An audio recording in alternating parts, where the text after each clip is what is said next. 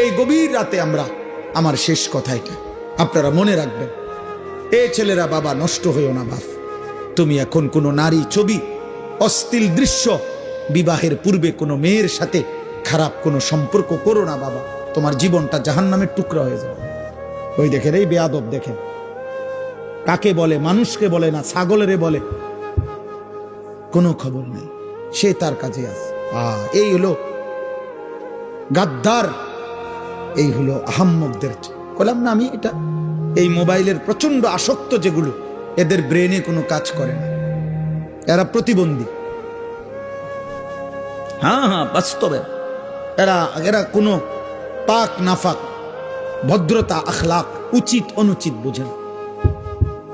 হের কথা আমি, হুজুর তোর আব্বাও যদি বলে আমার মোবাইল ছাড়া জীবনে আমার আর কিছু নাই, আমার কোনো মা নাই, বাবা নাই, আমার কোনো আল্লাহ নাই, রসুল নাই, আমার কোনো হুজুর নাই, আমার কোনো ইমাম নাই, আমার কোনো ধর্ম নাই, আমার কোনো ইসলাম নাই, আমার কোনো কোরআন নাই, আমার একটাই আমার মোবাইল।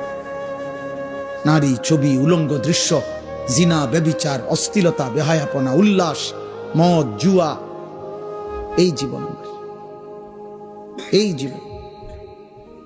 বেঈমানের দিকে তাকায় থাকে, বেঈমানের ডিজাইন। মুসলমানের ঘরে জন্ম নিয়া 16 বছর বড় হইলি বেটা, মুসলমান মা বাবার ঘরে চুল রাখলি বেঈমানের মতো বেটা, কাপুরুষ বেটা তুই বেটা। থু বেটা তোর কপালে বেটা, থুতু মারলাম তোর কপালে বেটা, তোর ওই বেঈমানের চুলে থুতু মারলাম বেটা। তোর বাপ তোকেই শিখাইছে এই চুল রাখা, তোর মা শিখাইছে বেটা। তুই বড়দি হইলি মার ঘরে, মুসলমানের ঘরে, তো বেঈমানের মতো চুল রাখলি কেন বেটা? ওই বেঈমান তোর বাপ, ওই বেঈমান তোর চাচা, ইউরোপের ফুটবল খেলোয়াড় ওই তোর বাপ বলে, তাহলে সে তার মতো চুল রাখবে কেন? কোন ইহুদি মহিলা, সিনেমার নর্তকী যদি কোনো মুসলমান মেয়ের লেবাস, পোশাক, সাজগোজের জন্য তার পছন্দ হয়, ওই নারী, ওই মেয়ে কাপুরুষ, অপদার্থ ছাড়া, চরিত্রহীনা ছাড়া আর কিছু হইতে পারে না।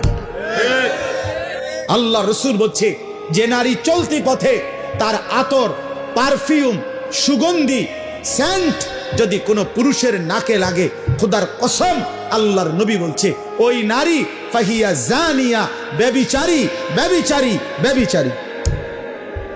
শুধু যদি সেন্টের গ্রান, পারফিউম যদি কোনো পুরুষের নাকে লাগে, আইয়ুমা ইমরাআতিন ইস্তাতারাত ফামাররাত আলা কওমিন লিয়াজিদু মিন রিহিহা ফাহিয়া জানিয়া।